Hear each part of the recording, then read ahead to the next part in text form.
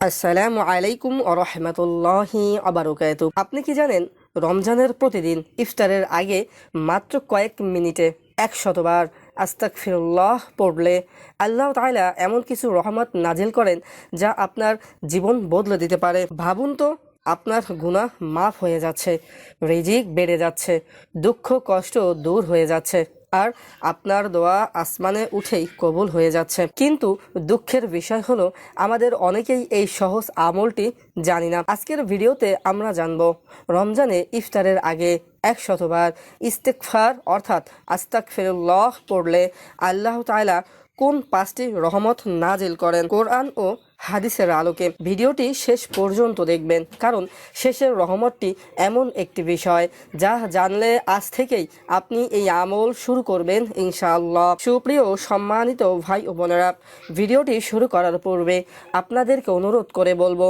আপনি যদি আমাদের চ্যানেলে নতুন হয়ে থাকেন তাহলে অবশ্যই আমাদের চ্যানেলটি সাবস্ক্রাইব করবেন, ভিডিওতে লাইক করবেন, কমেন্ট করবেন এবং সবার সাথে বেশি বেশি শেয়ার করবেন। অবশেষে আপনি যদি আমাদের চ্যানেলটি আগেই সাবস্ক্রাইব করে রাখেন তাহলে আপনাকে অসংখ্য ধন্যবাদ।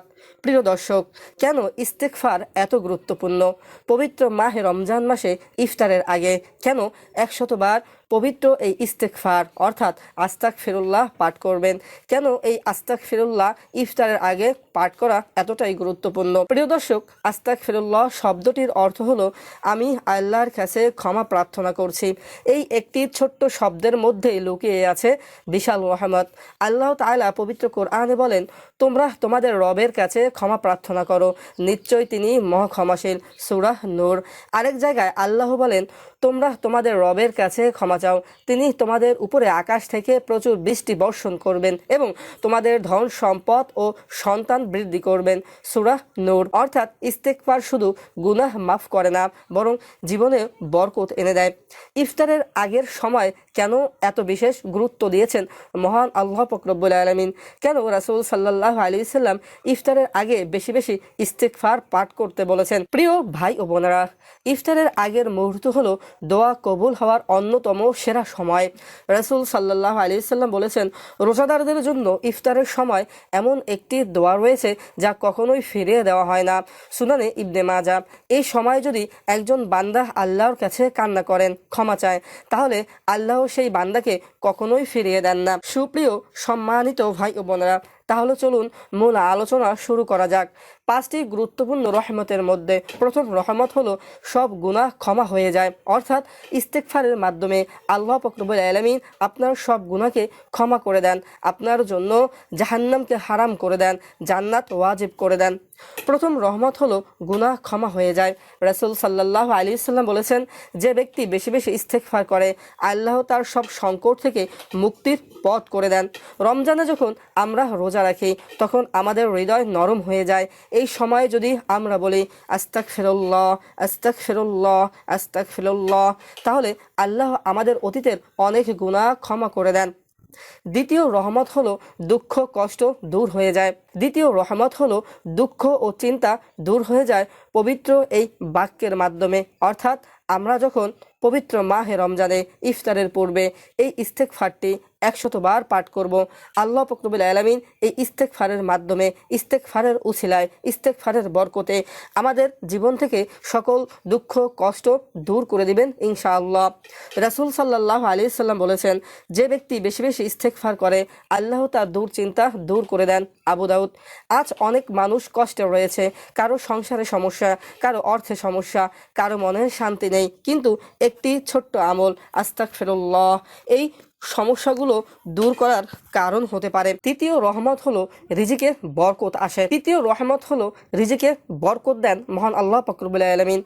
আল্লাহ তাআলা বলেন, তোমরা তোমাদের রবের কাছে ক্ষমা চাও, তিনি তোমাদের সম্পদ ও সন্তান বৃদ্ধি করবেন। সূরা নূর। ইস্তেগফার এমন একটি আমল যা মানুষের রিজিক বাড়িয়ে দেয়। অনেক আলেম বলেন, যখন জীবনে অভাব আসে তখন বেশি বেশি ইস্তেগফার করো। সুপ্রিয় সম্মানিত ভাই ও বোনেরা, আমরা যখন এমনি সময় পবিত্র এই বাক্যটি অর্থাৎ আস্তাগফিরুল্লাহ আস্তাগফিরুল্লাহ বেশি বেশি পাঠ করব। আল্লাহ পাক রব্বুল আলামিন পবিত্র এই বাক্যের বরকতে, এই বাক্যের উসিলায় আমাদের রিজিক বৃদ্ধি করে দিবেন, আমাদের সম্পদ বৃদ্ধি করবেন। আপনি একটাবার চিন্তা করুন, পবিত্র মাহে রমজান মাসে আপনি রোজা রেখেছেন, সেই রোজা রেখে ইফতারের আগ মুহূর্তে কয়েক মিনিট সময় নিয়ে যখন আপনি পবিত্র এই ইস্তেগফারটি আস্তাগফিরুল্লাহ আস্তাগফিরুল্লাহ আস্তাগফিরুল্লাহ 100 বার পাঠ করবেন, আল্লাহ পাক রব্বুল আলামিন পবিত্র মাহে রমজানের বরকতে, পবিত্র ইফতারের বরকতে, পবিত্র এই ইস্তেগফারের বরকতে আপনার রিজিকে বরকতের ব্যবস্থা করে দিবেন, আপনার সকল দুঃখ যন্ত্রণা কষ্ট দূর করে দিবেন। এমনকি আপনার যত বালা মুসিবত বিপদ আপদ রয়েছে, আল্লাহ পাক রব্বুল আলামিন পবিত্র ইস্তেগফার পড়ার কারণে সমস্ত বিপদ আপদ বালা মুসিবত দূর করে দিবেন ইনশাআল্লাহ। চতুর্থ রহমত হলো দোয়া দ্রুত কবুল হয়। দোয়া কবুল হওয়ার দরজা খুলে যায় পবিত্র এই ইস্তেগফারটি মাহে রমজান মাসে রোজা রেখে ইফতারের পূর্ব মুহূর্তে 100 বার পাঠ করলে। কারণ গুনাহ দোয়ার পথে বাধা হয়ে দাঁড়ায়। যখন আমরা ইস্তেগফার করি তখন সেই বাধা দূর হয়ে যায়। তারপর যখন আমরা দোয়া করি আল্লাহ তাআলা তা সহজেই কবুল করে নেন। পঞ্চম রহমত, ফেরেশতাদের দোয়া লাভ করা যায়। সবচেয়ে আশ্চর্যের বিষয় হলো যখন একজন বান্দা আল্লাহর কাছে ক্ষমা চায় তখন ফেরেশতারাও তার জন্য দোয়া করেন। আল্লাহ তাআলা পবিত্র কোরআনে বলেন, ফেরেশতারা মুমিনদের জন্য ক্ষমা প্রার্থনা করে। ভাবুন, আপনি ইফতারের আগে বসে বসে 100 বার আস্তাগফিরুল্লাহ বলছেন আর আসমানের ফেরেশতারা বলছেন, হে আল্লাহ এই বান্দাকে ক্ষমা করে দিন।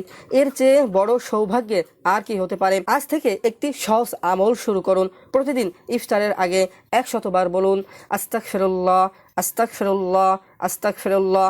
এতে সময় লাগবে মাত্র 2 থেকে 3 মিনিট। 100 বার যখন আপনি পাঠ করবেন তখন আপনার সময় লাগবে 10 থেকে 15 মিনিট। এই 10 থেকে 15 মিনিট আমাদের জন্য খুবই মূল্যবান একটি গুরুত্বপূর্ণ সময়, কিন্তু এর প্রতিদান হতে পারে জান্নাত। প্রিয় ভাই ও বোনেরা, আমরা সবাই গুনাহগার, আমাদের ভুল রয়েছে, আমাদের পাপ রয়েছে, কিন্তু আল্লাহর রহমত এত বড় যে তিনি শুধু একটি শব্দেই ক্ষমা করে দিতে পারেন আস্তাগফিরুল্লাহ। হয়তো এই রমজানই আমাদের জীবনের শেষ রমজান, তাই আজ থেকে শুরু করুন ইফতারের আগে 100 বার আস্তাগফিরুল্লাহ। হয়তো এই ছোট্ট আমলই আপনার জীবনের সব গুনাহ মাফের কারণ হয়ে যাবে। মহান আল্লাহ পাক রব্বুল আলামিন যেন আমাদের সকল মুসলিম বান্দা এবং বান্দিকে পবিত্র মাহে রমজান মাসে ইফতারের পূর্ব মুহূর্তে একটু সময়কে উপেক্ষা করে 100 বার আস্তাগফিরুল্লাহ এবং এর সাথে সাথে অন্যান্য দোয়া আমল করার তৌফিক দান করেন।